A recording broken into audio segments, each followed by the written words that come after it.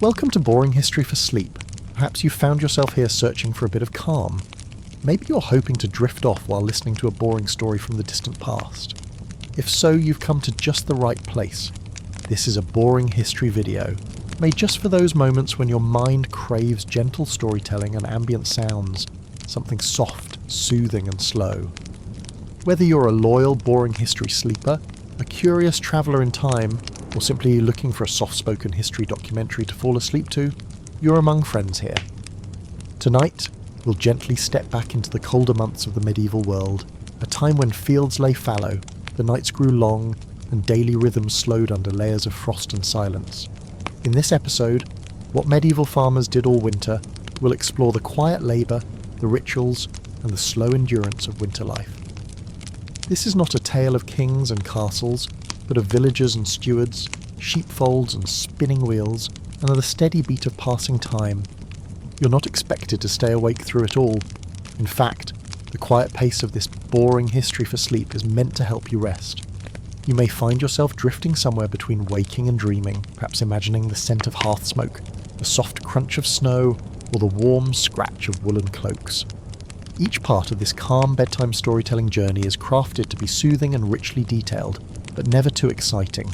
This is a relaxing history to fall asleep to, a slow and cosy march through the medieval winter, made with care for fans of Roman history, medieval archaeology and gentle narration. So settle in, let your breathing slow, let the noise of the day fade into silence. You're listening to Boring History for Sleep, and we're about to begin. Imagine yourself waking slowly to the gentle creak of timber beams above you. It's still dark outside, the kind of darkness that blankets an entire village for long winter hours. There's no urgency, no alarm, just the subtle sound of the hearth, long since reduced to embers, occasionally popping beneath its cover of ash. You lie beneath rough-spun wool blankets, layered with furs if your household was fortunate enough to keep animals. The air in the room is cold, your breath is visible, your fingertips are slightly stiff. But this is expected. This is ordinary. This is winter in a medieval farming village, quiet, chilled and still. There's a rhythm to these early mornings, one that's been passed down over generations. The winter sun won't rise for hours, so there's no need to rush. But some tasks simply must be done, no matter how cold the stones underfoot, no matter how little light seeps in through the wooden shutters. You might hear the soft shuffle of woolen socks on the floor, or the rhythmic rustle of someone layering on coarse garments. Tunics of undyed wool, hose, perhaps patched and mended many times, a belt made of rope or old leather. Nothing fancy, just the basics for survival and decency. The day might begin with firewood, dry twigs from the stack indoors preserved for this very purpose. A bit of kindling is fed into the hearth, sparks catch, smoke curls up the flue. The warmth is slow to come, but it will come. The cook of the house, often the eldest woman or whoever has risen first, prepares a thin porridge from barley or rye. The grains were stored back in autumn, carefully measured to last the season. Water is added, perhaps a pinch of salt if available. It simmers slowly on the edge of the fire. The aroma is simple, familiar. It smells like survival. Outside, the village is not yet awake. The sky remains deep blue, almost black, with stars still glinting. Snow has covered the thatch roofs and frozen the muddy paths. But you know that within each cottage, similar routines are unfolding. There is no silence, only the kind that winter brings. The hush of heavy air, the distant cluck of a chicken, the subtle sigh of cold wind pressing against wooden walls. Even the animals are slower in the winter. The cow in the shed shifts slightly, its breath rising in soft clouds. Chickens huddle together, waiting for scraps. The pigs grumble sleepily from their straw-lined pen. The dog, if there is one, curls tighter in its corner by the door. Water for washing must be thawed. If the bucket outside is frozen solid overnight, it must be carried in and left near the fire until it softens. Teeth are scrubbed with bits of cloth, hands are rinsed. No one bathes in winter unless they must. As light begins to softly filter through the cracks in the walls, you rise.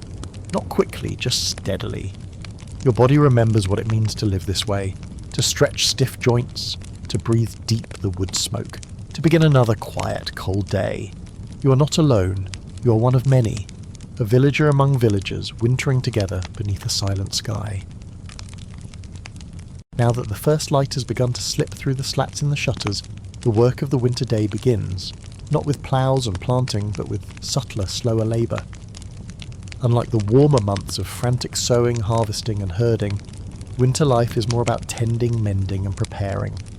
It is, in its way, a season of endurance, of living quietly within the walls of the home, of making things last, and of staying warm, fed and ready for spring. Inside the cottage, someone might be spinning wool. The wheel hums gently, a wooden spindle turning at a steady pace. It's not a loud sound, but it fills the room, a constant rhythmic whisper. The wool itself may have been sheared months ago, washed and carded by hand. Now, in the stillness of winter, it is being twisted into thread that will later become cloaks, tunics or bedding. Others work on patching clothes, turning old garments inside out, picking at seams, sewing by firelight with bone or iron needles. Time moves slowly, but these tasks are never ending. Children, if old enough, may be set to simple work, fetching bits of straw for the floor, running outside briefly to check on the henhouse, or help with drawing a fresh bucket of water from the frozen well. Most often they're kept close by the fire, learning from their elders' hands. In wealthier households, beeswax candles may glow faintly in the corners, allowing for more hours of indoor work. In poorer cottages, the day's work is ruled by natural light. As the sun arcs across the grey winter sky, everything must be done before it fades again. Tools are repaired during winter. A cracked wooden rake is bound with leather. A dull blade is ground slowly against stone. Ropes are knotted. Sacks are mended. Time is passed efficiently, if not always urgently. In the barn, animals require steady care. Though there's no pasturing, their stalls must be mucked out, their hay replenished, their hooves checked. Cows, if pregnant, are watched carefully. Pigs are fed scraps from the night before. Chickens are kept warm with straw and are reluctant to lay, though an egg found in winter is a small treasure. Food is a central concern. Winter meals are plain but filling. Stews made with dried beans, onions, perhaps salted pork if it was preserved in the autumn. Bread is dark, coarse, and often made with rye or oats rather than wheat. Ale is the daily drink, brewed weak but safe to consume, unlike much of the water. And throughout the day there are moments of quiet. A pause before the next chore, a shared glance between family members, a cat curled in a corner. These tiny things, soft and unnoticed, make up the fabric of winter life. As the sun begins to slip once more below the horizon, smoke once again fills the cold air. The sky turns pale grey, then pink, then blue again as evening arrives early and without fanfare. There is no glory in this kind of day, but there is peace, there is steadiness, and in its own quiet way there is meaning. Now let us shift gently from the cottage to the manor, from the peasant's hearth to the slightly better appointed home of a man caught between two worlds. Not a lord, not quite a labourer, a man of record-keeping, seasonal authority, and endless scrutiny, the medieval bailiff. Imagine yourself in the boots of such a man, worn leather cracked from years of trudging muddy lanes. The title of bailiff carried a certain weight in a village or manor estate. He was, after all, the steward of the lord's land, responsible for overseeing the workings of the manor, especially through winter's sparse months. He balanced ledgers with the same care that others balanced hay bales. In winter, his days were not idle, far from it. Though the fields were quiet, the bailiff's mind was never so. He was tasked with tracking stores, measuring the remaining grain in the lord's granary, noting how many pigs had been slaughtered, how much ale had been brewed and consumed. These numbers were life and breath. Too much consumption in December could spell hunger by February. Wrapped in thick woolen cloaks and a fur-lined cap if his means allowed, the bailiff made his rounds. His boots crunched over frozen ground as he checked the barns, spoke with reeves, and occasionally called upon villains to ask why a certain amount of firewood had not been delivered. He recorded fines. Oh yes, fines were important, and winter was prime season for them. A neighbour's fence fallen down, a pig wandering into a grain store, a man caught brewing ale too strong without permission. These were written in ink, sometimes charcoal, and carried a shilling's weight of seriousness. The bailiff may have been literate, though not always. Some relied on scribes, others learned to scratch legible marks into parchment. In larger estates he corresponded with the lord's steward, sending updates sealed with wax. the messages bearing the simple script of survival. He also oversaw labour duties. Even in winter, tenants owed their lord service, clearing snow from pathways, collecting kindling, mending fences, delivering salted meat. The bailiff kept track of these obligations, ensuring each man paid his seasonal dues not just in coin but in toil. He lived in neither poverty nor excess. His dwelling was larger than a peasant's, smaller than the manor hall. It had more furniture, better provisions, perhaps a hound or two for company. His children, if he had any, might even attend a local monastic school, learning Latin phrases by candlelight while he etched inventory on rough parchment. But respect for the bailiff was complicated. To peasants, he was often resented, seen as a finger of the lord's hand. To the lord, he was useful but expendable. He walked a narrow line of favour and frustration, and still, every day, through frost and firelight, he did his work, quietly, methodically, day after day. Beyond the cottage and bailiff's ledger lies a less visible world, where parchment carries power, and judgment comes not with noise, but with notation. Even in the depths of winter, the manor court often met, sometimes in the Lord's Great Hall, other times in a covered outbuilding warmed by braziers and crowded breath. Regardless of location, its purpose remained clear: to keep the fragile threads of feudal order intact, even when snow piled at the doors. Picture the manor court assembling on a grey December morning. A dozen or more tenants gather, wrapped in cloaks and clutching their hoods close. The bailiff stands ready, records in hand. Beside him, perhaps a steward, if the estate was large enough. The lord himself may or may not be present. Often he is away, or uninterested in winter disputes. Seated at the high end of a long wooden table, the court officials begin to call names. Each villager steps forward, awkwardly, humbly. Cases are heard in turn. A dispute over a borrowed ploughshare, a complaint about geese trampling a neighbour's cabbages, a question of inheritance now that an old tenant has passed during the last frost. Some matters are mundane, others meaningful. A widow pleading for reduced dues during her mourning, a tenant seeking permission to marry a woman from the next manor over. Each story unfolds like the slow turning of a page. There is little drama, only quiet decisions rendered in a room full of breath and frost. The bailiff writes, his quill scratching against the page. Fines are assigned in pennies, sometimes farthings, obligations renewed. Promises made beneath flickering candlelight and a low-hanging winter sky. This is winter governance.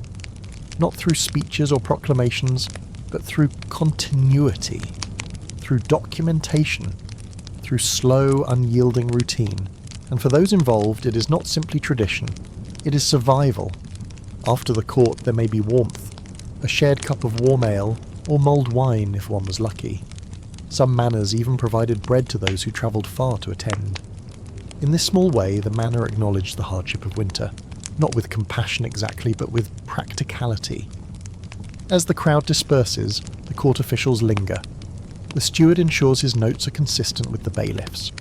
They talk quietly of taxes due come spring, of grain stocks, of debts unpaid. And then, like all things in winter, the manor court fades into quiet once more. Another page turned, another duty done, another silent bond upheld between ruler and ruled. The turning of the year, the deep silence of snow-covered fields, and the long, cold nights brought more than hardship. They brought mystery.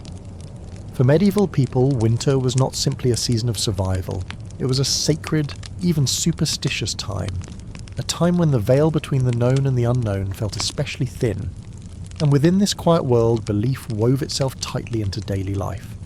Imagine yourself in a village after nightfall. The cottages are dark save for a few flickering hearths. The wind moves between thatched roofs, and the night seems to press against the walls, full of unseen things. To live in the medieval winter was to live among whispers, not just of neighbours, but of spirits, saints, omens, and old stories passed down like treasured tools. Superstitions flourished during these months, shaped by fear, faith, and the unpredictable turn of nature. One such belief held that no spinning must be done between Christmas and Twelfth Night. This spinning ban was tied to the legend of Frau Perchta, a spectral woman who would enter homes during the long nights and punish those who disobeyed. Children were told that if flax was left unfinished or work was done during sacred time, Perchta would know. Another tale warned villagers never to leave their hearth ashes undisturbed overnight during certain feast days. Stirring the embers before sleep was thought to ward off evil spirits who crept through chimneys or gathered in the dark corners of a home. It was a small act, ritualistic, habitual, done not for warmth alone, but for protection. In some regions, wassailing traditions echoed through the winter air. Though best known for cider and song, its roots stretched deeper. Peasants would go into orchards, sometimes during the harshest nights of January, banging pots and singing to the trees, offering blessings to ensure a fruitful harvest in the year ahead. Bread was hung in the branches, ale poured over the roots. The land, dormant and dreaming, was fed like a living thing. The fire itself held a sacred place during winter. Hearths were not just sources of heat, but of spiritual symbolism. Candles might be lit for saints on special days, their wax pooling slowly as prayers were whispered into the still air. In particularly dark winters, some villages maintained a perpetual flame in the church or manor hall, believing it vital to the health of the entire community. There were omens, too. A rooster crowing at midnight was a warning. A dog howling into the wind could mean illness or death. Dreams were said to carry more meaning in winter, when the world was quieter and the mind had room to wander. Some believed that to dream of green leaves in January meant a funeral would follow before spring. And while the church's calendar dictated the rhythm of feast and fast, many pagan-rooted customs lingered, hidden beneath the trappings of new faith. Masked figures appeared around Epiphany, their costumes strange and wild. Old songs were sung in corners of fields. The line between sacred and strange was never quite clear. All of it, every tradition, every muttered charm, every careful act of deference to the unknown, was a way of coping. A way of surviving winter not just with the body, but with the mind. For in those months of limited light and endless cold, people clung to meaning in whatever form they could find. And though many of these customs are long forgotten, buried beneath centuries of snow and silence, echoes of them remain. In candlelit nights, in the stories passed down, in the instinct to believe that winter is more than wind and frost, it is a time of quiet wonder. While the people of the Middle Ages endured the cold above ground, beneath their feet, the earth was quietly storing traces of their lives, tiny echoes of ordinary winter days, sealed in frost and soil, waiting to be uncovered centuries later. Archaeologists working across Europe have occasionally stumbled upon the rare finds that speak not of grand battles or royal decrees, but of winter routines. Everyday objects frozen in time tell stories no parchment recorded. These remnants whisper to us of the mundane, the practical, and the deeply human moments that defined medieval winters.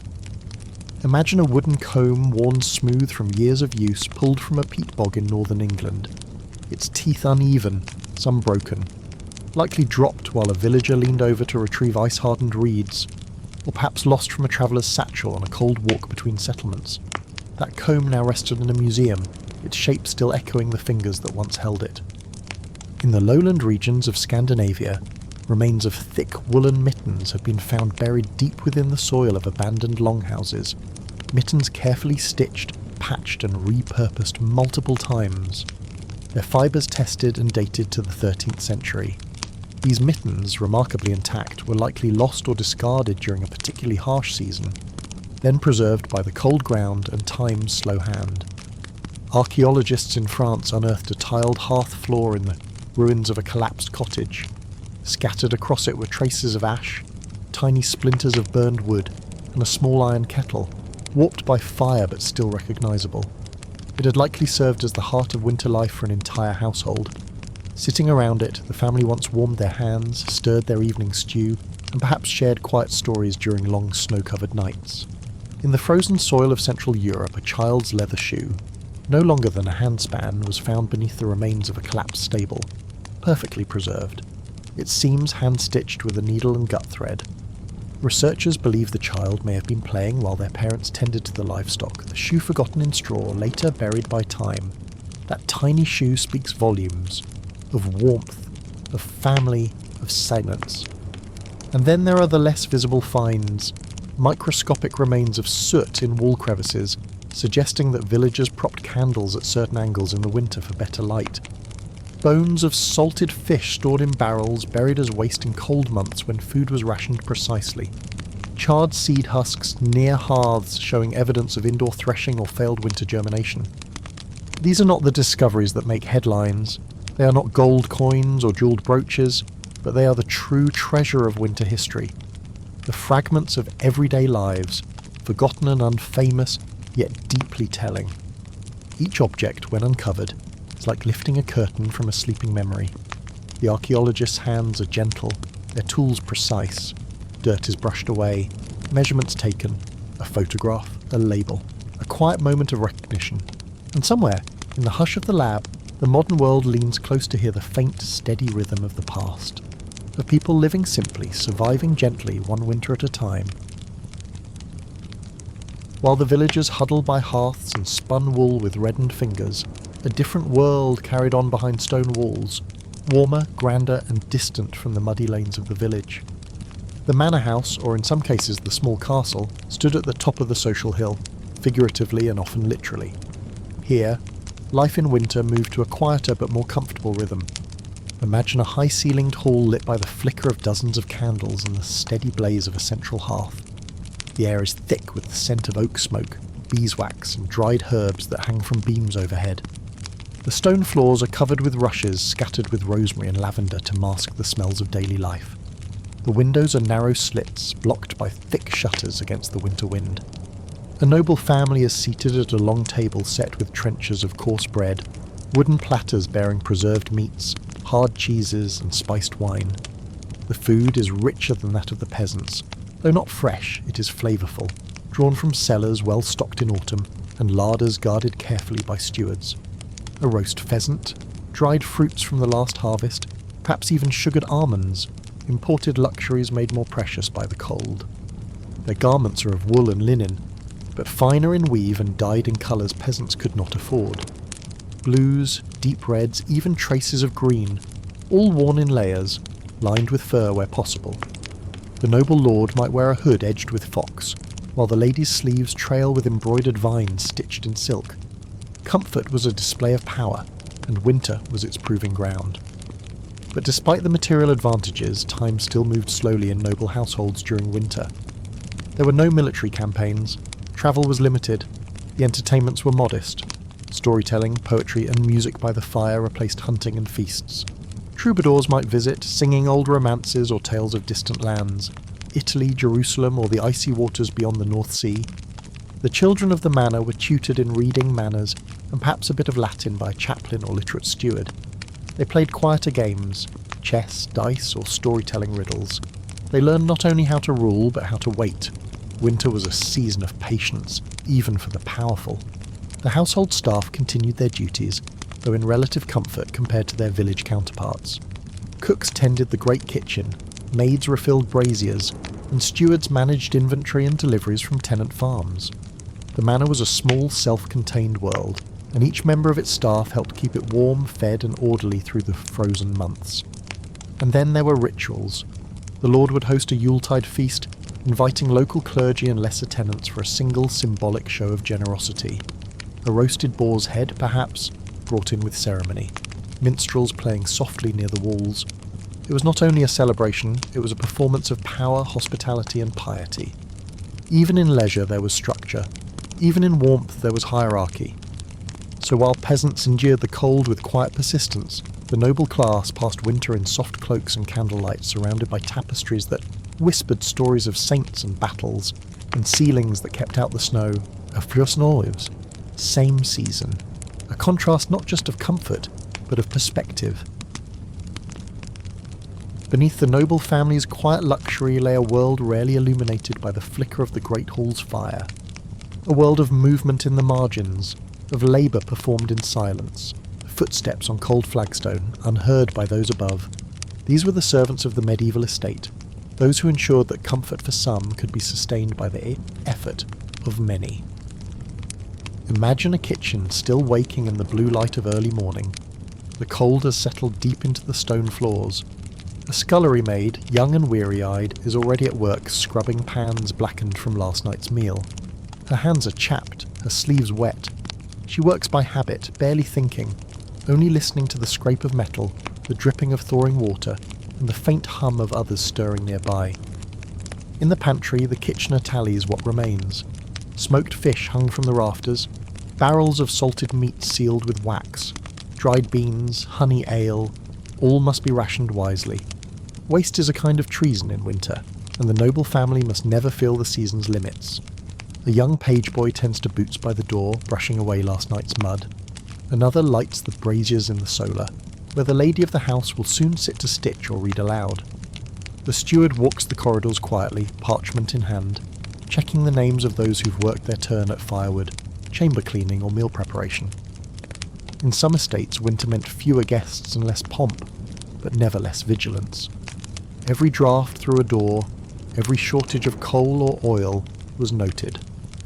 The servants bore the burden of anticipation, solving problems before they reached the upper floor. To serve in winter was to be invisible and essential all at once. The laundress, a seldom seen but vital figure, worked near icy water, scrubbing linens with ash and soapwort, often outdoors. Her breath formed clouds with each exhale, her fingers cracked, but the Lord's sheets must remain white, his garments sweet-smelling, his household presentable even if no visitors arrived until spring. And yet even among this weary work, there were moments of shared laughter, whispered songs, and quiet pride. A particularly warm corner near the kitchen fire, a shared loaf from a successful bake, an evening story passed from mouth to mouth as candles guttered low.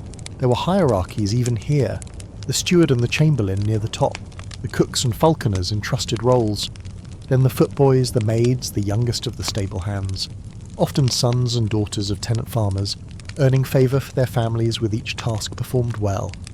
They lived between two worlds, the manor and the village. Not fully noble, not fully peasant, often overlooked in records, but essential to the story of any estate. Their work was unglamorous, repetitive and physical, and yet they kept the fires lit. They ensured the wheels, however slowly, continued turning through the snow. So while the noble family read romances by candlelight, somewhere below, a maid bent over a basin. A boy carried logs across frozen stone. A cook stirred stew by the dim orange glow of flame. These were the hands that held winter together, and they did so quietly, patiently, day after day. As the candle burns low and the final embers settle into ash, we leave behind the frozen paths and quiet hearths of the medieval world. A world where winter slowed time, sharpened survival, and wrapped every life in a hush of routine and resilience. From the barefoot peasant rising in the cold before dawn, to the bailiff scratching notes by weak firelight, to the noble family sipping spiced wine beneath arched stone ceilings, and the young servant hauling wood before his voice had settled. Every one of them, though separated by wealth and name, moved through the same long winter nights. The rhythm of their lives, daily, unhurried, bound to the turning sky and the creaking of wooden doors, was dictated not by ambition or invention, but by the seasons, by what the earth allowed and what the heart could bear. Though their world was colder, darker, and far more uncertain than ours, it was never without warmth. Not always the warmth of fire, but of habit, of ritual, of shared bread, whispered songs, and the unspoken hope that spring would return. And now, as you rest, far from the medieval village and its snow-covered fields, you might find comfort in the thought that people, hundreds of years ago, lay down each night just as you do now, wrapped in blankets, listening to the wind, trusting the fire to last until morning. History, after all, is not only war and kings and cities of stone, it is also the silence between footsteps, the pause before a chore, the steam rising from a bowl of broth. It is the quiet. And in that quiet, perhaps, you too can find stillness. So rest now. Let your thoughts wander gently over frozen fields and flickering hearths. Let your breath fall into rhythm with the past. Let sleep arrive, slowly and without effort, just as winter always has. You are safe, you are warm, and somewhere in the memory of time a candle still glows in a quiet medieval room. Good night.